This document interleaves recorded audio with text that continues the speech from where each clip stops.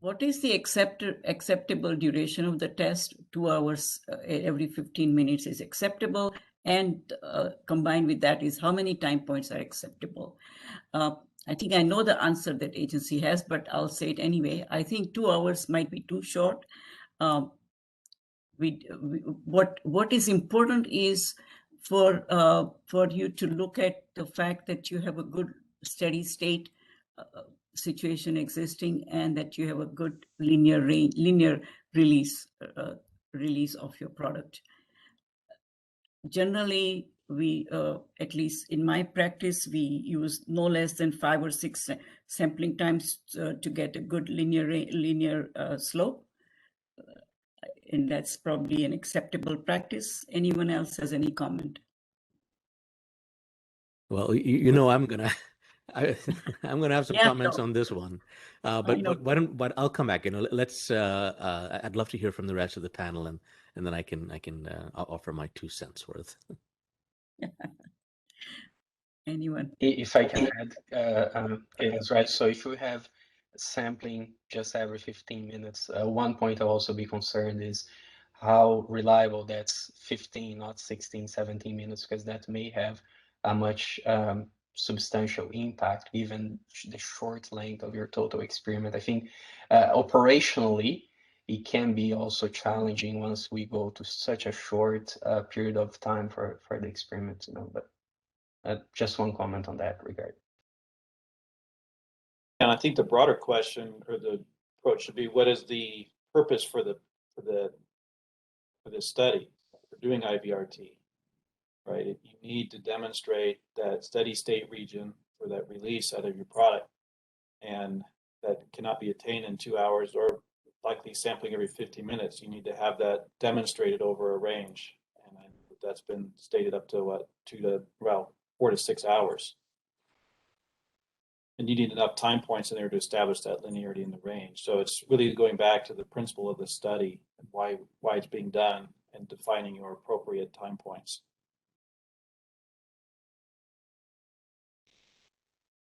Yeah, I completely agree with what all 3 of you have said. Practically speaking, so let's look at the specific question, 2 hours here.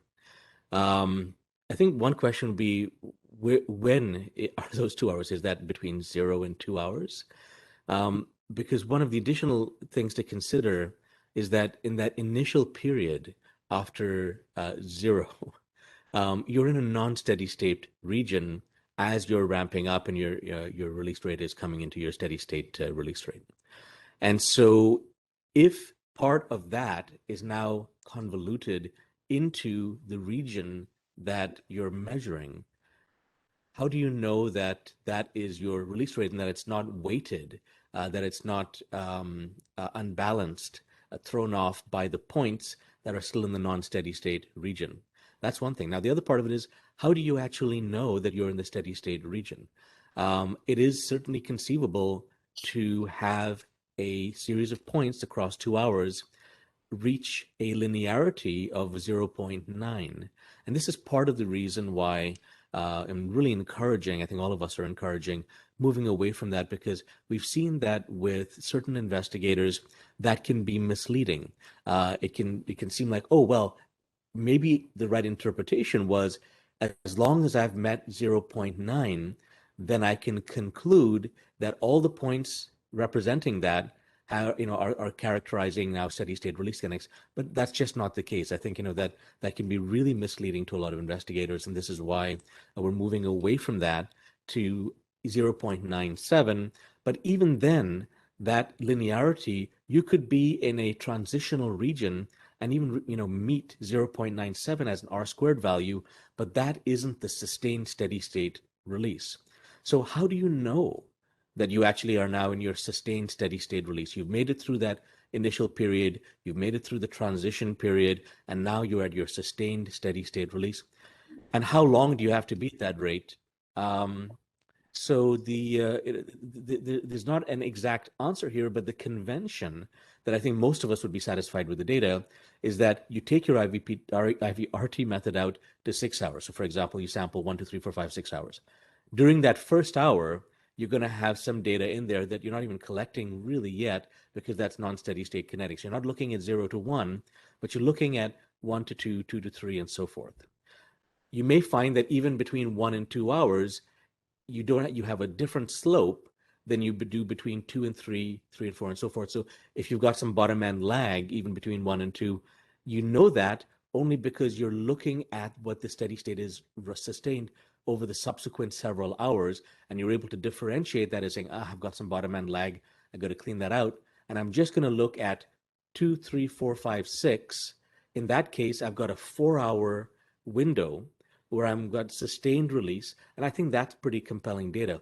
But when you start getting down into 2 hours, 3 hours, it really becomes very difficult to know whether that represents steady state release. And in the instances where we've seen people do this, you still have to take the same number of samples.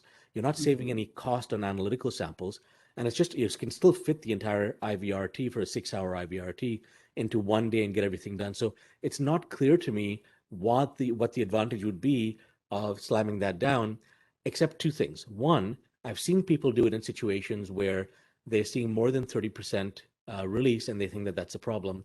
Hopefully that's been addressed. That's not a problem. And I've seen people do this in situations where they get a burst release, but then they can't sustain it. It's not the steady state release. So they say, well, look, this is all I can measure. I'm going to, I got that data in my first couple of hours here. I'm going to say that's my data.